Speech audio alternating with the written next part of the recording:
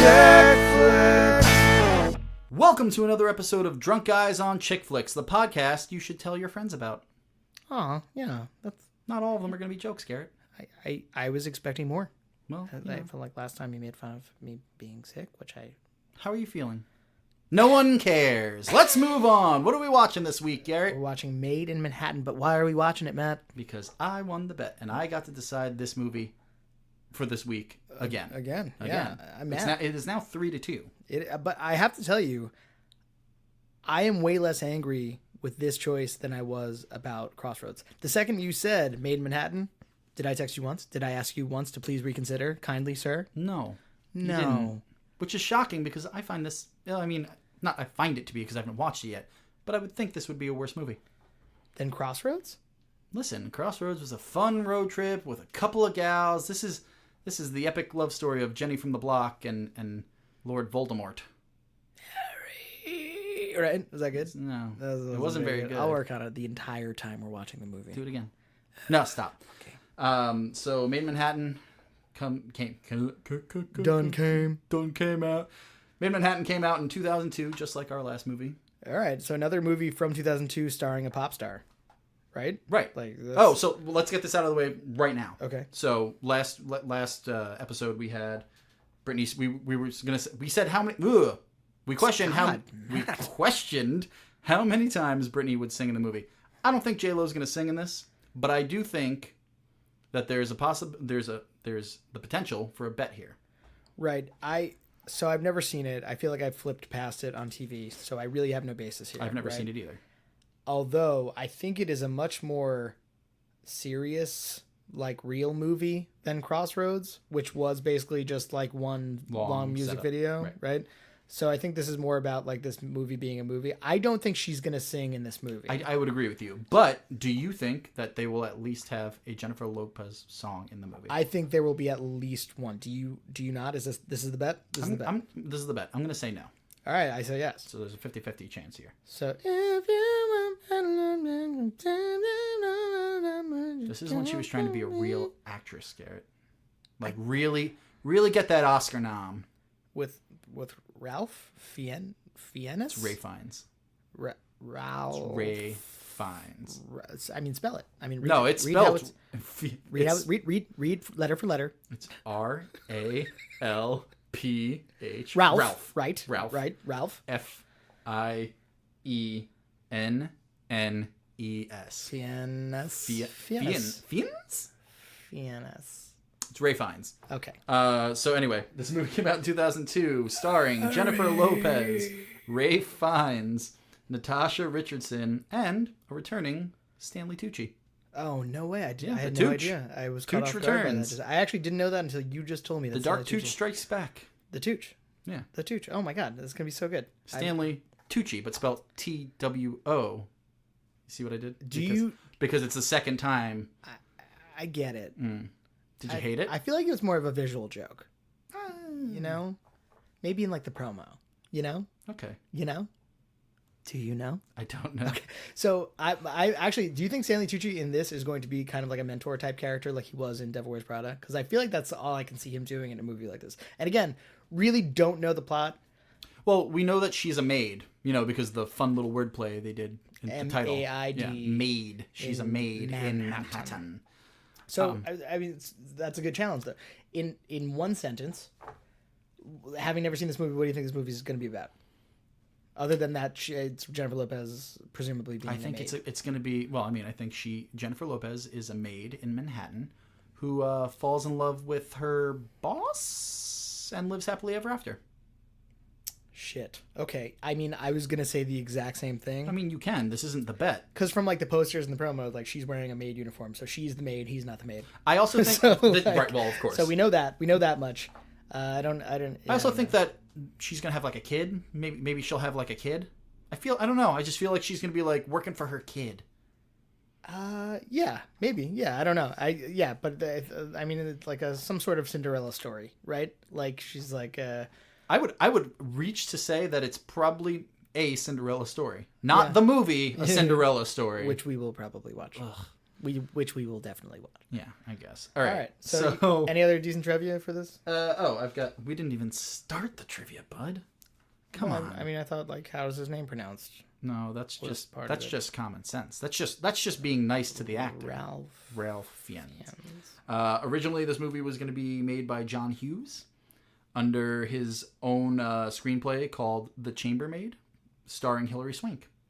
Oh, so it's supposed to be entirely different name and entirely different actress at some point? Like, was Hilary Swank was originally cast, or she was? I don't know if it was cast or it was written for her. Yeah, I think it was written for her, with her in mind. Anything else? At any given point during the movie, Sandra Bullock, before the movie, Sandra Bullock, Julia Roberts, Minnie Driver were all in talks for the lead.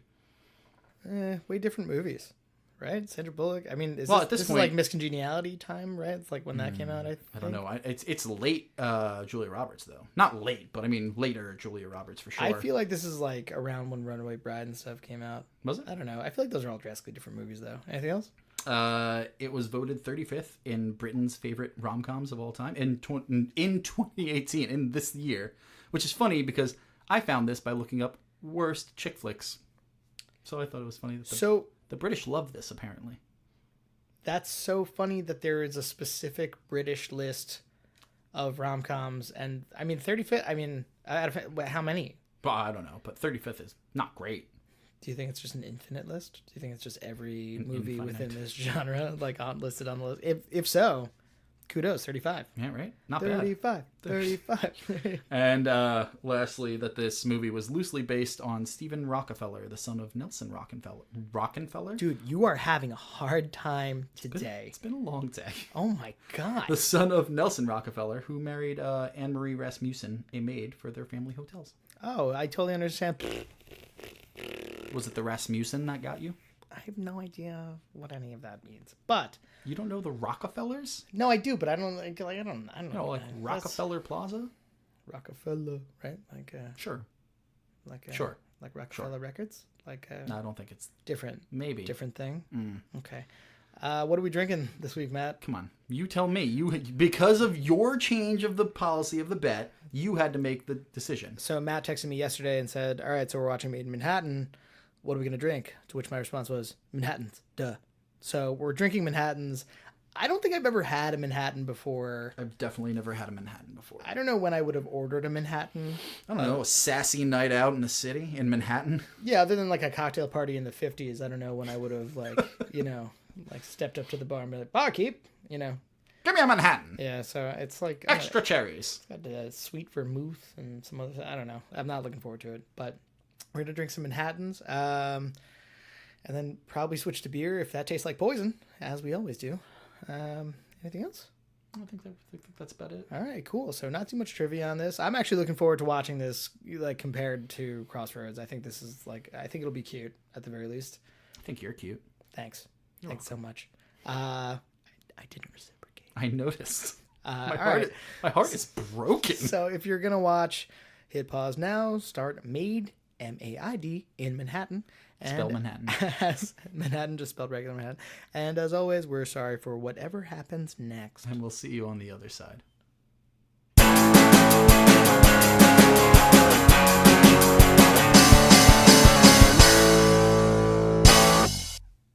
I just want to say, I'm very sorry for what I put you all through. And by you all, I mean mostly Garrett. You should no one be listens sorry, to this. man. This movie was nothing. Was there any bright side to this at all? I would say the bright side is that we made it through it. I hate you. I hate you. That wasn't... It wasn't good, dude. I know. I usually take a lot of pleasure in making you watch bad movies, and this wasn't even that. It just we were both just kind of sitting there, just being like, "What's happening? What is this?" No, but there's like enjoyment in bad movies, right? Like I was wrong. I thought I was gonna like this like a lot more than Crossroads because I thought this would have some substance to it and like maybe some laughs and like some feelings. It had no substance, no laughs, maybe a little feeling. I mean, a little like the kid. The kid was good. Yeah, in the beginning, I was sympathetic when he had the trouble with the speech, I was like, oh, poor kid. Yeah, and he was actually like convincing that scene, like convincingly upset, and you're like, oh man, like I don't know, man. But at least Crossroads Crossroads was really bad. It made you angry. It made you feel feelings. This made you feel nothing. But also, Crossroads was so like humorously bad at points that at least there was that sort of entertainment in it. This wasn't. This was just so flat that I've never taken less notes. Like, so yeah, what is this? I was going to say the same thing. I actually have so few notes with this. This may be a shorter episode because we have so little to say about this. This is episode 7. So out of 7, right? Yeah. Out of 7, like 1/4 of the notes that I have for any other movie. For sure. We want to start soundtrack. It was not even that much. I mean, unremarkable. I mean, what did we have? We had Norah Jones. There's Norah Jones. song. Don't know why. Good song. It starts with Simon and Garfunkel, which is actually great. I was like, oh, okay, Simon and Garfunkel, like me. Is that called Me and Julio? Me and Julio down by the school. Might as well be. I don't know, but like that's a good song. That's a good song. It opens on that song, and I was like, oh, this might have a decent soundtrack. And then like really nothing else of note. It's so sparse. There's like 4 like recognizable songs throughout the entire movie. Yeah, I think like we named the 2. There was the one like when right. Well, there's that, and then there was the one R&B singer at the party who I didn't know him or the song, but that was pretty much the entire soundtrack. Yeah, no, totally unremarkable. It was just I'm so blown away by how nothing it was.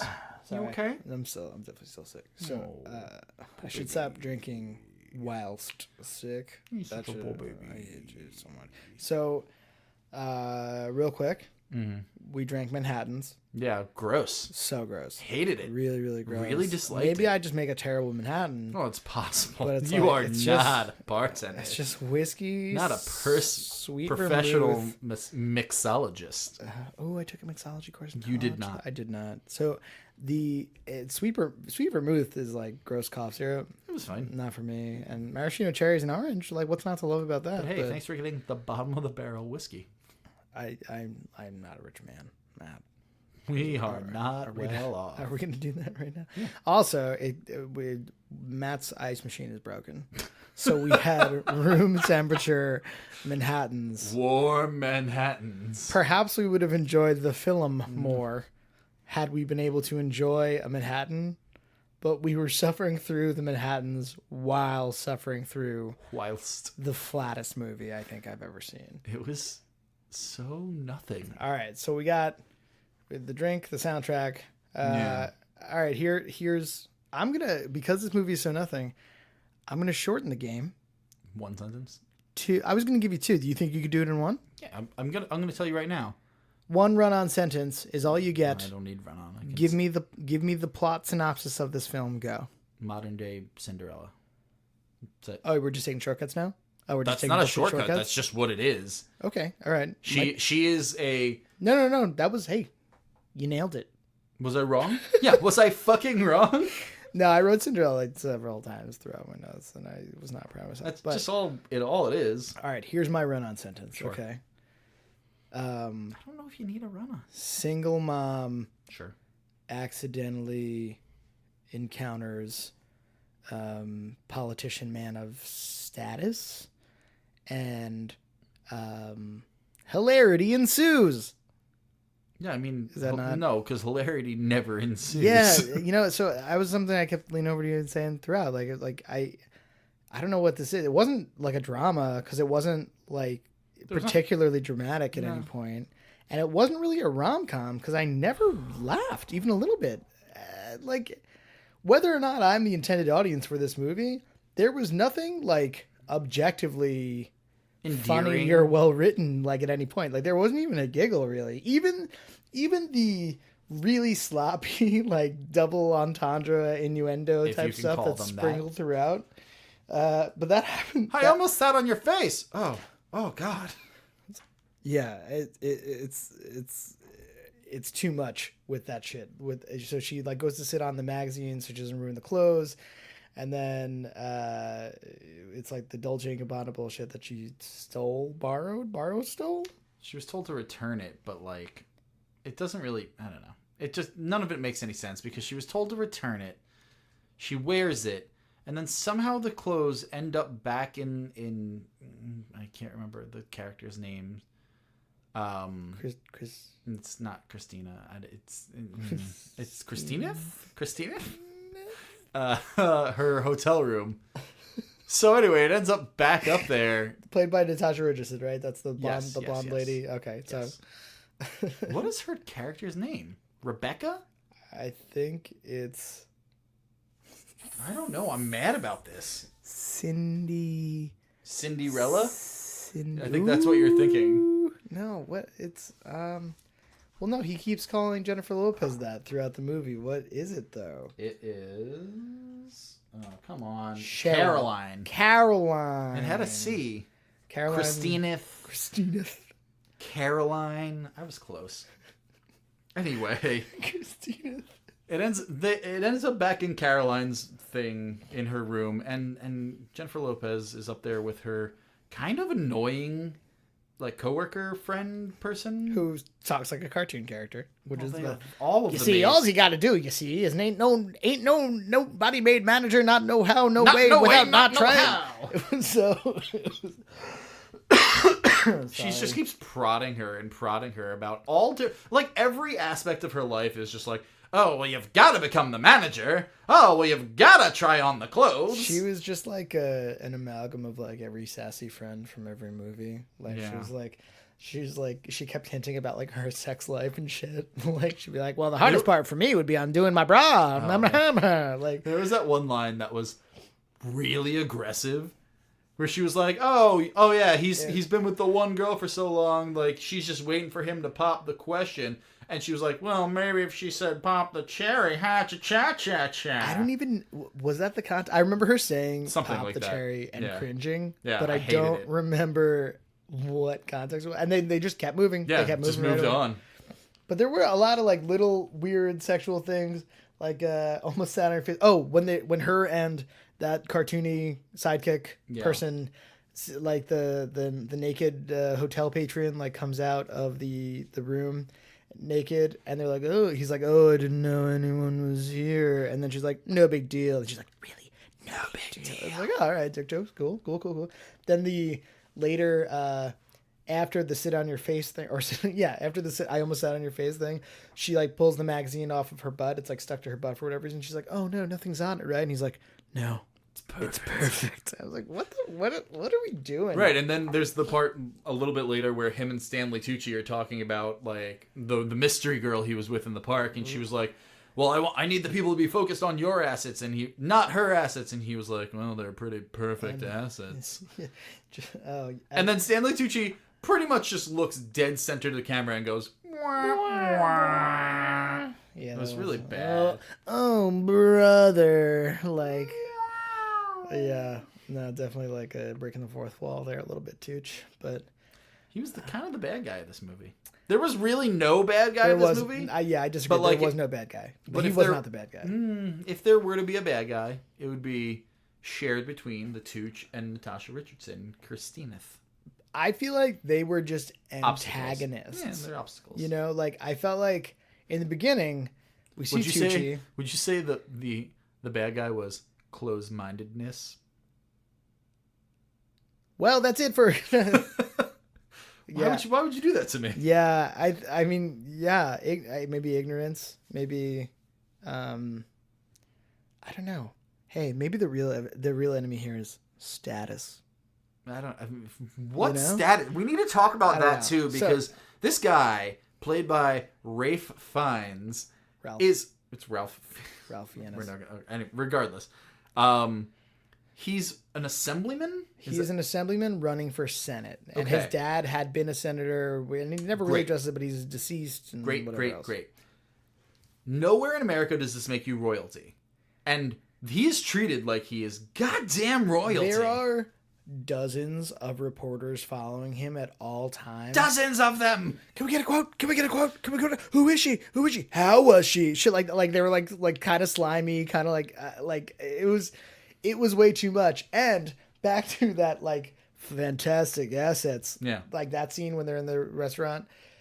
Tucci comes up to him. He comes up to Ray Fiennes and he's like, are you kidding me? Do you know what kind of pressure I'm dealing with from this already? Like the picture of him with J-Lo in the paper where you can't see her face. It's like, I'm getting calls from the London Times, the Dallas Star, and he's like listing all these like global, like all over the country and international papers that are interested in who this assemblyman might be seeing / standing next to him. Especially since there's no controversy here because he's not married. This is not an affair. No, he's just seeing this girl, maybe. At some point, they say like he was engaged he had was broken it off. Engaged? I think it was just I don't know. It was a relationship of some kind. But who cares? But they also didn't make whatever that was that he was coming off of important enough for it to like the controversy of it to actually mean a single thing, like to matter one bit. Yeah, that was. I actually like wrote that down, but the majority of my 2 pages of notes are like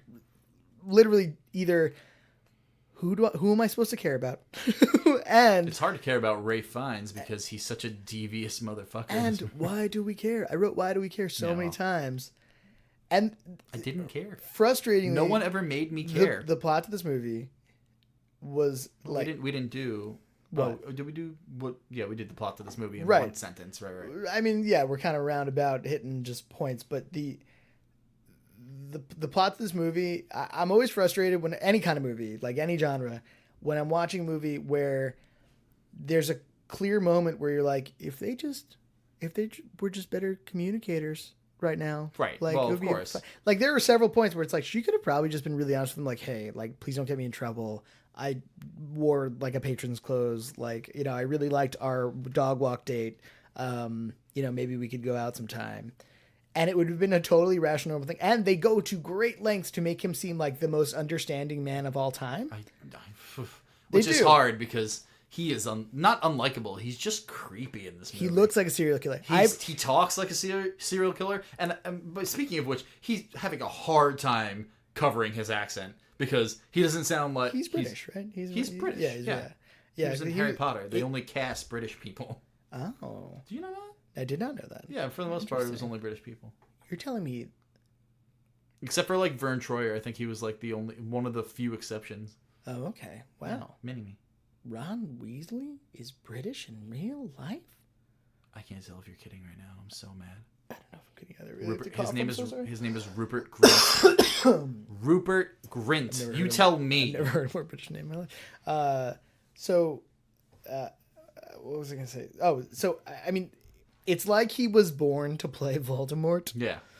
And maybe it's because we're so used to seeing him in the Voldemort makeup with the no-nose and, like, the, like, you know, snake-like features and shit. Which was also funny when they go to the zoo at one point and he's like, see the snakes. We should see the snakes. I was like, oh, God, it's Slytherin through and through. We high-fived. We high-fived a bunch through this movie, but mostly just for Maid puns. Mostly for Maid puns and mostly to entertain ourselves through this otherwise unwatchable, incredibly flat type film. I also kept thinking, you ever see Red Dragon? Yeah. It's like a sequel or a prequel to Hannibal or Silence of the Lambs. Yes. And he's really, really creepy in that movie. Yeah. I kept seeing him and being like, he was so perfect for Red Dragon.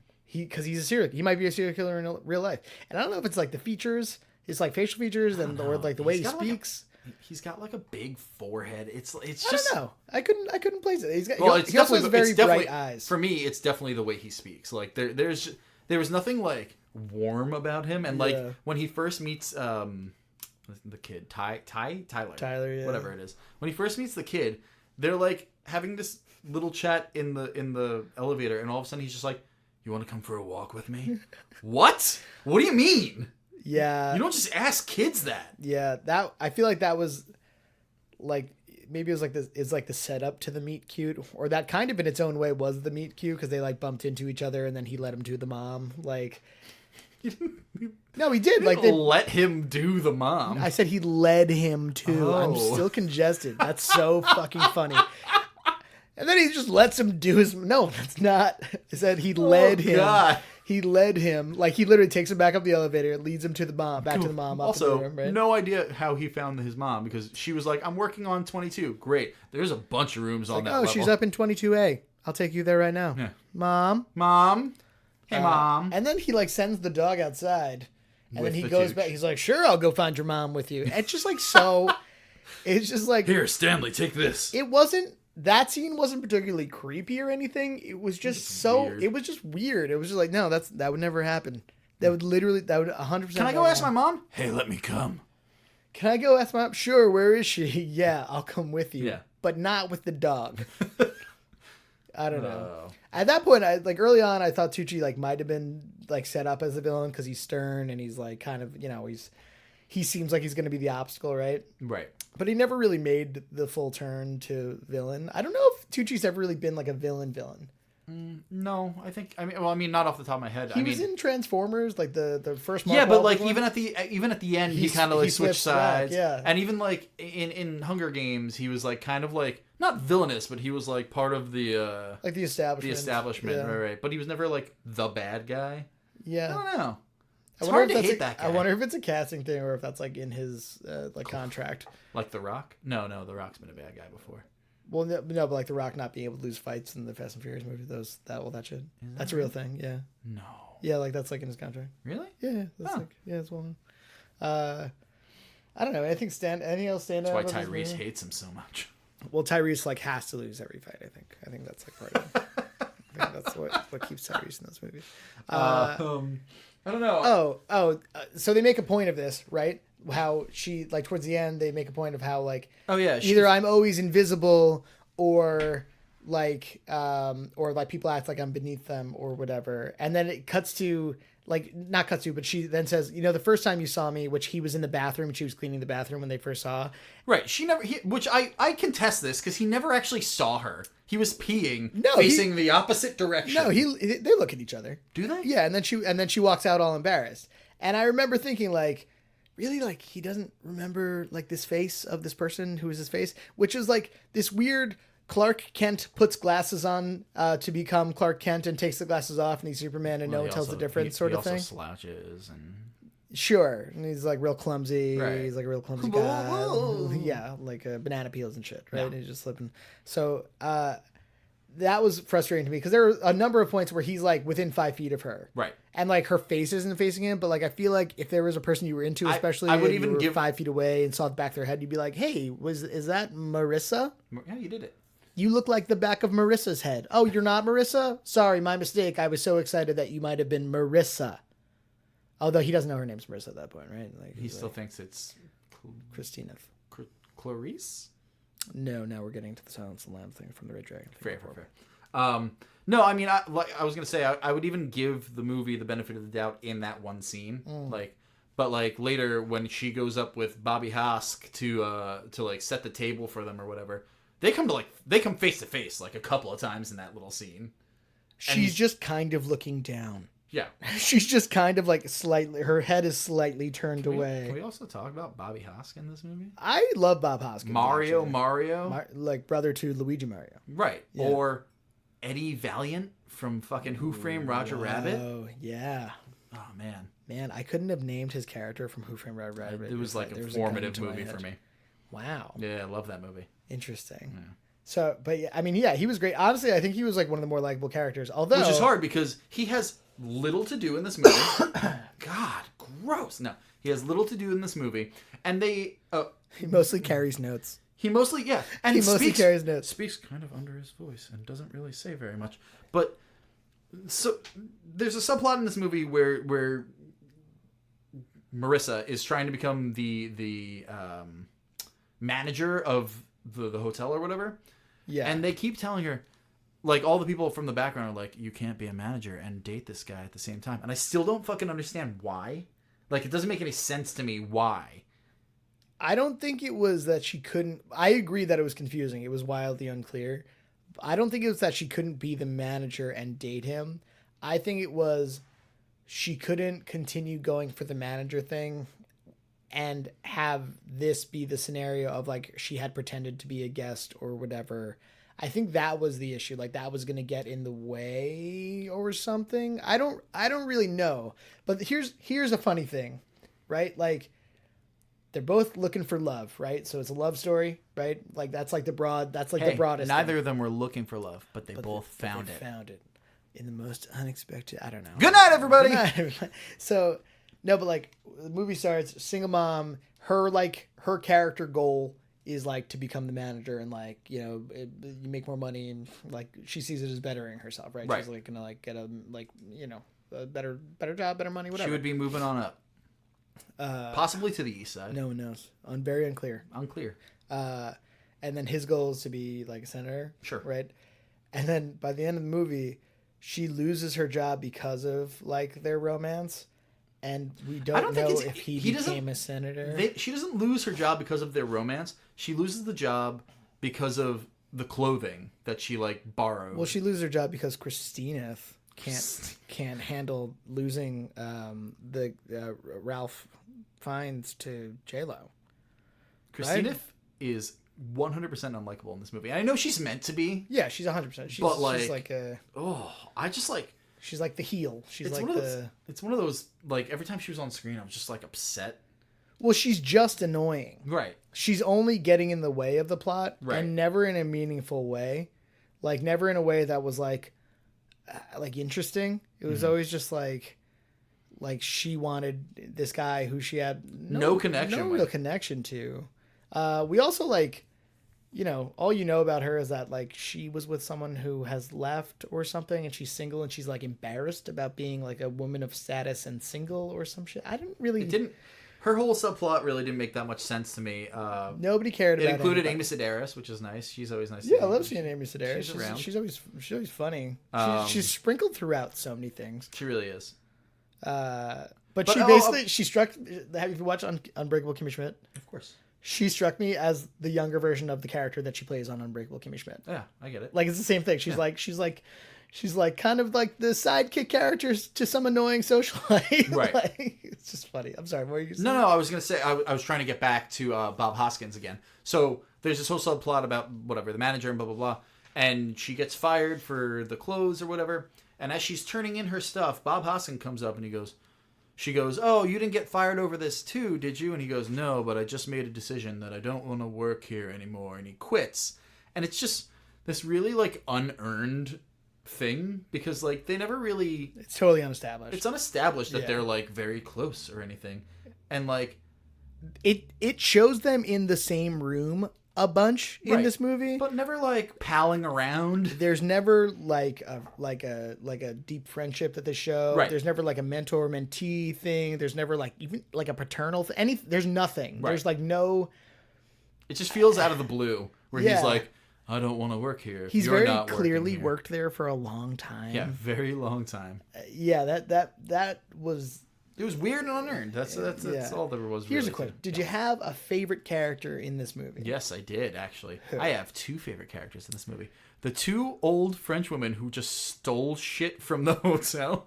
Those were my favorite characters. That was the closest thing to funny. Yeah. Right? Like they're stealing shampoo from the cart. Yeah, someone walks by and they're like, "Oh, weather, huh?" Yeah. Oh, how about weather, huh? Turns out, looks like we're getting more weather. Those are my favorite characters. And then like the hotel manager is like at one point in the end in the background, it's not like the focal point of the scene is like the lady is about the silver soap dishes. Right, that's it. It's like, So the kid. Are those actually favorite? Oh, you think the kid? No, I think the kid did a good job. I don't know if he was like my favorite character, but he was good. He did a good job. So I think the kid, Tyler, and Tai, and Rufus, the dog, were like my favorite characters. Sure. I mean, you can't hate on the Tooch. Rufus really is the reason for everything. If Rufus didn't have to go for that walk, man, fate, you know? And that's what it's all about, ladies and gentlemen. Fate. Of the Furious, starring Vin Diesel. It. Oh, I was gonna just stew in that for a second. Nah, I wouldn't let you. But yeah, I would tell you the best line though. I don't even like have it written down. The best line was actually from Bob Hoskins towards the end. So after that ridiculous, like him quitting because she gets fired in solidarity or whatever, when he tells her like, you know, we serve these people, but we're not their servants. Yeah, I remember. I vividly remember you scribbling that down. Yeah, and he was like, you know, at the end of the day, they're just people right. with money. Right. I don't know. That was good. I think that was like one of the only things that really made this movie relatable in any significant way was that it's just like everyone's kind of worked service and like dealt with some like rich asshole who's lost touch. You know, like I think at least in the beginning of the movie it highlights that a little bit, and then I think Christina is like the recurring example of like, oh god, she like doesn't even talk to them like people. Like she doesn't talk to the right. She doesn't even call staff as people. She doesn't call Marissa by her real name. She just keeps calling her Maria. Right, which is racist. Yeah, which is a racist thing. Which is racist. And then later she's like, she told me her name was Maria, and she's like, I just didn't want to correct you, asshole.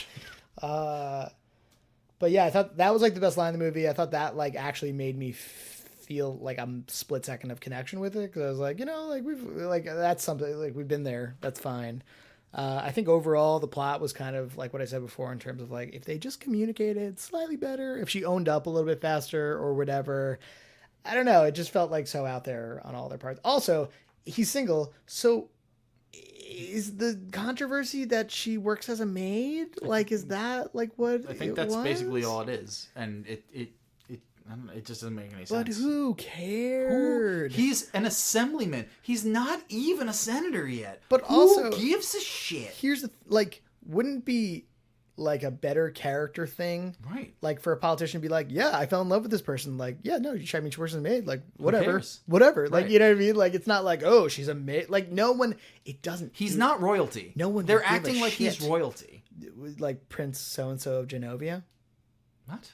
It was a Princess Diaries reference from Genovia. We're gonna watch that too. Yeah, that's on my list for sure. Well, it doesn't really matter what's on your list, Garrett, because we didn't cover this before. But who won today's bet? You won the bet again, man. Yeah, I really did. I feel pretty good, and I think I know what's coming next.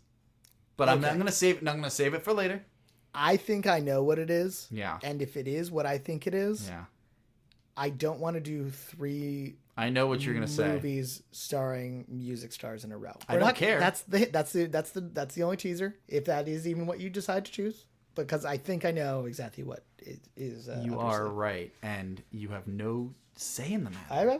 You're absolutely right. I need you to know that if it's what I think it is, we're drinking straight spiced rum. Well, now you're just giving it away. No, that doesn't. No one knows what that means. No one knows. Spiced rum is all we're going to just spiced rum cocktails with some spiced rum there. I hate you so much. So, I don't know. The end dragged on pretty hard. Real hard, actually. Oh, there's the Norah Jones scene where she's listening, where like the song is playing.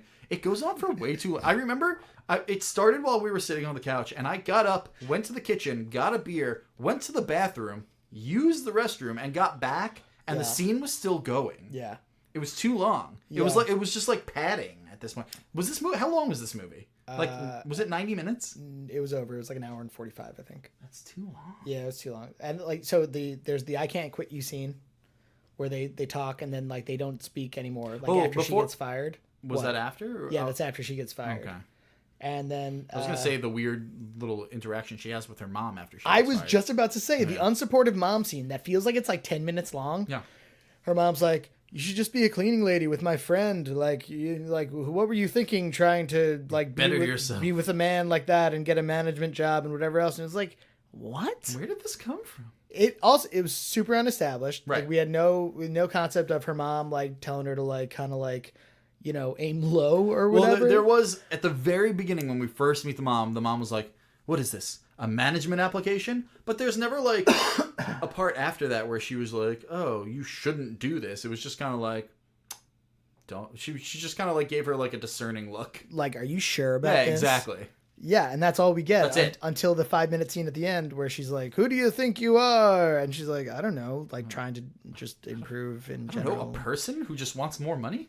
Yeah, that was yeah. And like, I don't know. Like, I feel like in every movie it's actually not in every movie, but I feel like it's way more common to see the mom be like, "You can do whatever." Right. Proud of you. Like, or like, aim for the stars. And this is like, aim lower. Yeah. Be less. Can you be less? God, be Motto less. of our podcast: be less. That's gonna go on some sort of post. T-shirt. Yeah, t-shirt. massive protest. Not protest. Press conference when he has the press conference to like, what do you have to say for yourself, Assemblyman? And it's like, again, no one cares. Yeah, I dated no one fucking cares. And everyone's watching this this press conference too. Yeah. The whole cast of characters from the old hotel that she got fired from are huddled around this tiny TV. I wrote more Rufus a lot.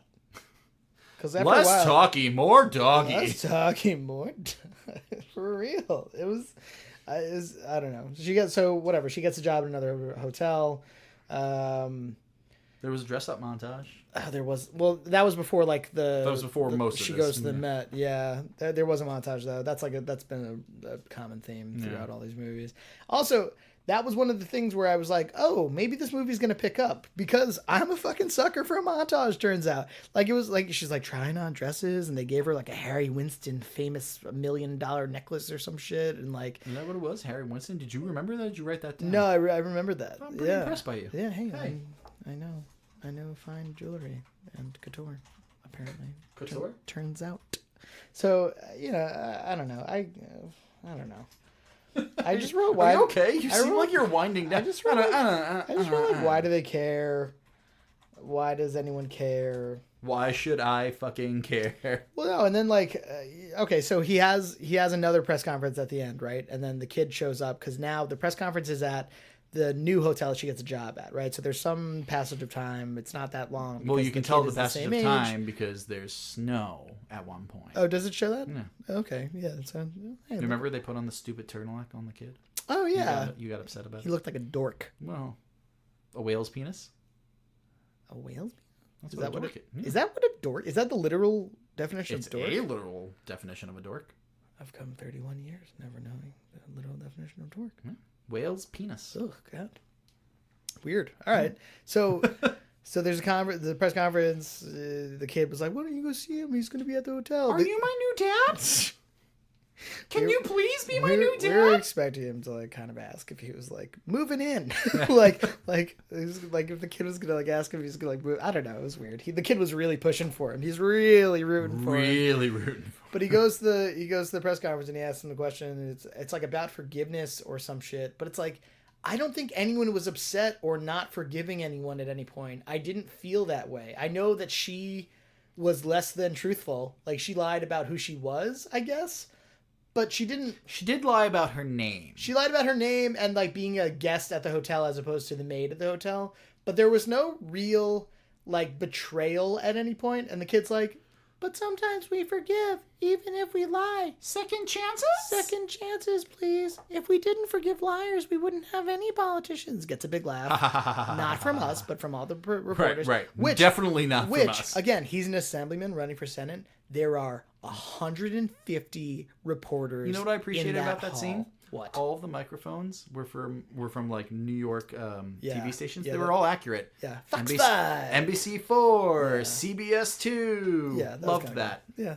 Loved it? I loved it. Oh, wow. There wasn't a lot to love about this character. Did that change your whole outlook on this movie, would you say? No. Yeah, probably not. No. So this is the end, right? This is the climax. So it's like the press conference. Boy, is it.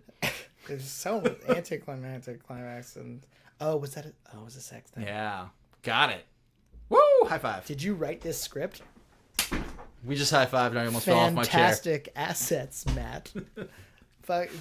So then he's like he concludes the press conference and then he's like basically he and the kid go to look for Jennifer Lopez, who is like on her break or some shit. And they're running through the corridors of this hotel where he's just like, come on, kid, let's go into this back room. I leaned at Matt and I was like, just an older man and unrelated child running through some hallways together. Nobody's asking questions. That was weird. It was weird. It's a weird and thing. The reporters are kind of chasing them. Like, let's find out what happens. Where is he going? And one of them looks at the other and is like, this'll kill his career. Why? Why will it kill his career? Why? Why do they care? Apparently, politicians aren't allowed to date Latina maids. I don't know. I don't know. Exactly. That's what I'm. That's the only thing I can fucking guess. I didn't get it. And then they go, and then they kiss. I looked at Matt and I said, "Looks like they really made out." High fiving again. We just did it. It's almost That's a good one. Again, it's not yeah, close. then they kiss, and then that's literally the end of the movie. Hooray. There's no real struggle. Like, at any point, there's no serious obstacle to overcome. Hooray. There's no real chemistry between the two of them. No, zero. Well, there can't be any chemistry with Rafe Dead behind the eyes. Yeah, he's dead just, behind the beautiful blue eyes. He seems just weirdly sinister.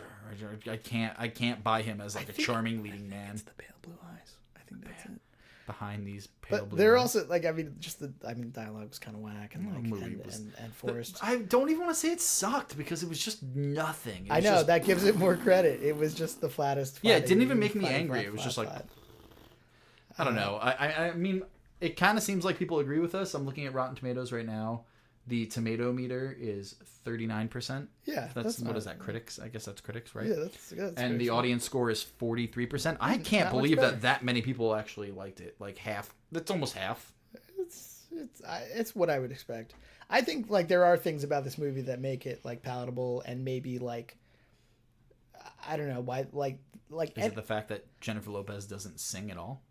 No, I was actually surprised that she dances for a second, like with her friends in like the maid's quarters of the hotel, but she never sings. There was not a single. I cannot believe there was not a single song of hers.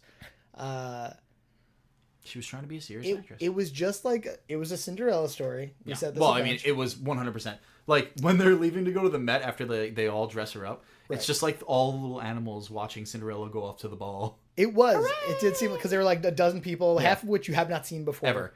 And they're just like, it was like the squirrels and the birds that like kind of like put her like in her the dress or whatever. But I think that's the only thing that like made I could see people maybe liking that about this. Like making it like I don't know, like making anyone like it. I think like people kind of like are go for a Cinderella story. I think that's it. Tune in next week for a Cinderella story. I'm kidding.